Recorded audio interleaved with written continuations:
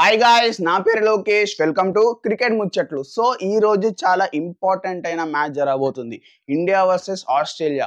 Australia ఈ రోజు team India మీద గెలిస్తే తప్ప సెమీఫైనల్స్ కి క్వాలిఫై అవ్వదు.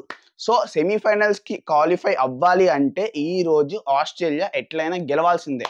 సో చాలా ఇంపార్టెంట్ అనమాట ఆస్ట్రేలియా టీంకి.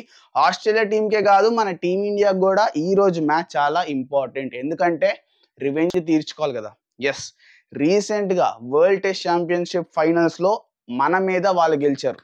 And also ODI world cup ఫైనల్స్లో మన మీద వాళ్ళు గెలిచారు. And also ODI world cup ఫైనల్స్లో ప్యాట్ కమిన్స్ ఇచ్చిన స్టేట్మెంట్ ఏదైతే ఉందో, నేను టీమ్ ఇండియన్ ఫ్యాన్స్ అందరినీ సైలెంట్ చేస్తాను అనే స్టేట్మెంట్ ఏదైతే ఉందో దాన్ని మనం ఇప్పుడు రీఇంప్లిమెంట్ చేసే టైం వచ్చింది. ఎస్, దాన్ని మనం రీఇంప్లిమెంట్ చేసి వాళ్ళు ఫైనల్స్ కాదు కదా, గ్రూప్ స్టేజ్లో అంటే సూపర్ 8 గ్రూప్ వాళ్ళని మనం నాక్అవుట్ చేసే టైం వచ్చింది.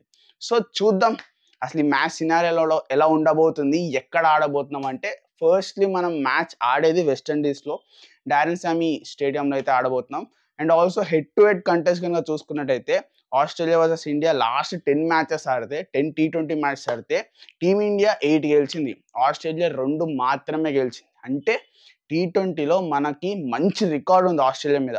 సో అదే రికార్డ్ కంటిన్యూ అంటే ఈ రోజు కూడా కంటిన్యూ అవ్వాలని మనం మనస్ఫూర్తిగా ఆశిద్దాం. అండ్ ఆల్సో ఇక్కడ లాస్ట్ 22 మ్యాచెస్ కనుక చూసుకున్నట్టయితే ఫస్ట్ బ్యాటింగ్ చేసిన టీం వచ్చేసి 50% గెలిచింది. అండ్ ఆల్సో చేసిన టీం వచ్చేసి 40% గెలిచింది. ఇక్కడ స్పిన్నర్స్కి అడ్వాంటేజ్ ఉంటుందా, పేస్ బౌలర్స్కి అడ్వాంటేజ్ ఉంటుందా అంటే ఇద్దరికీ అడ్వాంటేజ్ ఉంటుంది. ఇక్కడ లాస్ట్ 10 మ్యాచెస్ కనుక చూసుకున్నట్టయితే 47 వికెట్స్ పేస్ బౌలర్స్ తీశారు. అండ్ ఆల్సో 27 వికెట్స్ స్పిన్నర్ తీశారు. అంటే మిడిల్ ఓవర్స్లో స్పిన్నర్స్ అనే వాళ్ళు ఇక్కడ చాలా చాలా కీ రోల్ అవ్వబోతున్నారు.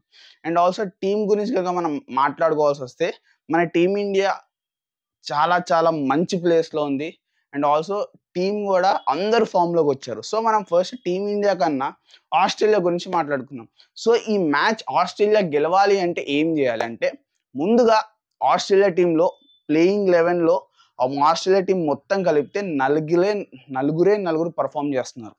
ఆ నలుగురు మీదనే ఆస్ట్రేలియా ఈరోజు గెలుస్తుందా లేదా అనే ఆ నలుగురి పర్ఫార్మెన్స్ మీదనే ఈరోజు డిపెండెన్సీ ఉంది. ఆ నలుగురు ఎవర్రా అంటే Pat Cummins, Zampa, Stoinis and also head. ఈ నలుగురు పర్ఫామ్ చేస్తేనే వీళ్ళు గెలుస్తారు ఈరోజు. అండ్ ఆల్సో గెలుస్తూ వచ్చారు. ఇప్పుడు దాకా గెలుస్తూ ఎందుకు వచ్చారంటే వీళ్ళు ఈ నలుగురు బాగా కీ రోల్ ప్లే చేశారు. సో ఈ నలుగురు ఈరోజు కీ ప్లేయర్స్ అవ్వబోతున్నారు ఆస్ట్రేలియా టీంకి. అండ్ ఆల్సో డేంజరస్ అవ్వబోతున్నారు మన టీం ఇండియాకి. అండ్ ఆల్సో మ్యాక్స్వెల్ గురించి కనుక మాట్లాడుకోవాల్సి వస్తే రీసెంట్గానే మ్యాక్స్వెల్ ఫామ్లోకి వచ్చాడు. అంటే లాస్ట్ మ్యాచ్లోనే మ్యాక్స్వెల్ 50 కొట్టి ఫామ్లోకి వచ్చాడు. సో చూడాలి మ్యాక్స్వెల్ కూడా ఈ నలుగురి లిస్ట్లో ఏమైనా చేరుతాడా అంటే కీ ప్లేయర్స్ రోల్లో ఏమైనా చేరుతాడా అంటే, ఎందుకంటే మ్యాక్స్వెల్కి టీమిండియా మీద మంచి రికార్డ్ ఉంది. అంటే టీమిండియా మ్యాచ్ అంతే చాలు మ్యాక్స్వెల్కి ఊపు వస్తుంది. సో అందుకనే మ్యాక్స్వెల్తో కూడా మనకి డేంజరస్ ఉంది. సో చూద్దాం, ఇది ఆస్ట్రేలియా టీం ఒక కాంపోజిషన్ గెలవాలంటే ఈ నలుగురు చాలా చాలా కీ రోల్ ప్లే చేయాలి. ఇప్పుడు టీమిండియా గురించి మాట్లాడుకుందాం. టీమిండియా గురించి కనుక మాట్లాడుకోవాల్సి వస్తే ప్రతి ఒక్కరు కాంట్రిబ్యూషన్ వేరే లెవెల్లో ఉంది. ప్రతి ఒక్కరి ఫామ్ సూపర్ ఉందని చెప్పుకోవాలి. కాకపోతే చిన్న చిన్న చేంజెస్ ఉన్నాయి.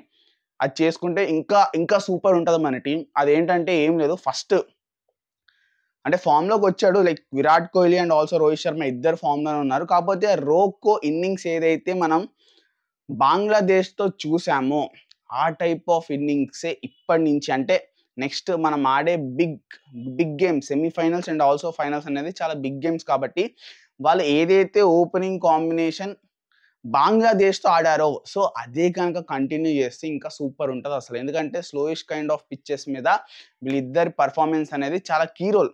చాలా బాగా పర్ఫామ్ చేశారు బంగ్లాదేశ్ మీద. సో మేబీ రోహిత్ శర్మ తొందరగా అవుట్ అయి ఉండొచ్చు, కాకపోతే వాళ్ళు ఆడిన తీరు, వాళ్ళు ఆడిన విధానం సూపర్ అని చెప్పుకోవచ్చు. అండ్ ఆల్సో విరాట్ కోహ్లీ, విరాట్ కోహ్లీ ఫామ్లో లేడు అనుకున్నాం, బట్ అతనికి కూడా రన్స్ వచ్చాయి బంగ్లాదేశ్తో. So he is also into form అని చెప్పుకోవాలి. శివం దూబే కూడా ఫామ్లో లేడు, ఏంటి అసలు వీళ్ళు ఎందుకు తీసుకుంటున్నారు అనుకున్నాం.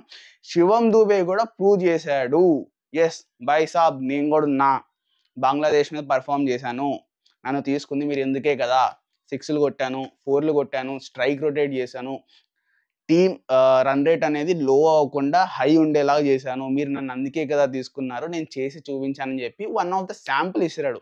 అంటే శివం దూబే పర్ఫార్మెన్స్ అయితే కాదు, 50 వచ్చింటే ఇంకా వేరే లెవెల్లో ఉండేది. బట్ శివం దూబే అయితే he is also came into the form. ఇంకా పంత్ గురించి కనుక మాట్లాడుకుంటే పంత్ అసలు ఏ మిస్టేక్సే చేయట్లేదు, ఒక్కటే ఒక మిస్టేక్ చేస్తున్నాడు. ఆ మిస్టేక్ ఏంటంటే రివర్స్ స్వీప్ ఆడుతున్నాడు. లాస్ట్ 2 మ్యాచెస్లో అతను సేమ్ షాట్కే అవుతాడు.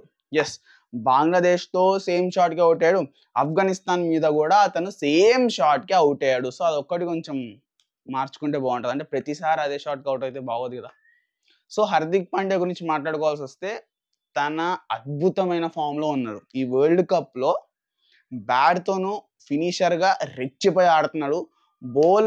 బౌల్తో కూడా, అంటే మిడిల్ ఓవర్స్లో టీమిండియాకి ఆ వికెట్స్ తీసుకునే కాంట్రిబ్యూషన్ కూడా అతను అందిస్తున్నాడు. సో ఓవరాల్గా టీమిండియా ప్లేయింగ్ 11 ఆర్ఎల్స్ కాంబినేషన్ అంతా సూపర్ పర్ఫెక్ట్గా ఉందని చెప్పుకోవచ్చు అనమాట. కుల్దీప్ యాడ్ అయిన తర్వాత ఈ ప్లేయింగ్ 11 అంటే బౌలింగ్ యూనిట్ అనేది మనకి ఇంకా సూపర్ స్ట్రాంగ్గా అయిపోయిందని నేను చెప్తున్నా. సో మీరేమనుకుంటున్నారు, ఈరోజు మ్యాచ్లో టీమిండియా ఎంత స్కోర్ చేస్తుంది అంటే ఇది కొంచెం బ్యాట్స్మెన్స్కి హెల్ప్ ఉన్న పిచ్చే. నాకు తెలిసి ఈరోజు ఆస్ట్రేలియా ఫస్ట్ బ్యాటింగ్ చేసినా ఆర్ఎల్స్ టీమిండియా ఫస్ట్ బ్యాటింగ్ చేసినా కూడా 175+ రన్స్ కొట్టే chances very very very high అయితే ఉన్నాయి. సో మనకన్నా ఆస్ట్రేలియా టీంకే చాలా చాలా బిగ్ ప్రెజర్ అయితే ఉండబోతుంది. సో ఇది one of the quarter finals లాగా ఆడే ఛాన్సెస్ ఉంటాయి, వాళ్ళకే ఎక్కువ ప్రెజర్ ఉంటుంది. బట్ మనం మర్చిపోకుండా ఉండాల్సింది ఏంటంటే ఆస్ట్రేలియా టీమ్స్ వాళ్ళు ఇట్లాంటి సిచ్యువేషన్స్లో వాళ్ళకి ఎట్లా ఆడాలో బాగా తెలుసు. ఎందుకంటే ఛాంపియన్స్ టీమ్స్ వాళ్ళు చాలాసార్లు ఫైనల్స్కి వచ్చారు, చాలా వరల్డ్ కప్స్ కొట్టారు, హైయెస్ట్ వరల్డ్ కప్స్ కూడా వాళ్ళ దగ్గరనే ఉన్నాయి. సో ఆషా మాషి టీం అయితే కాదు. అట్లా అని మన టీం ఏమైనా తక్కువ అంటే లేదు. T20స్లో వాళ్ళ మీద మనకి చాలా చాలా మంచి రికార్డ్స్ అయితే ఉన్నాయి. సో మనం అందరం ఏం చేద్దామంటే ఈరోజు మనం అందరం కలిసి ఆస్ట్రేలియా టీంని ఇంటికి పంపించేద్దాం, సైలెన్స్ చేయిద్దాం. మీరు ఏమనుకున్నారు కింద కామెంట్ సెక్షన్లో కామెంట్ చేసేయండి. టీమిండియా ఆస్ట్రేలియా టీంని సైలెంట్ చేయిస్తుందా లేదా, మీరు ఏమనుకున్నారో కింద కామెంట్ సెక్షన్లో కామెంట్ చేసేయండి. Thank you for watching.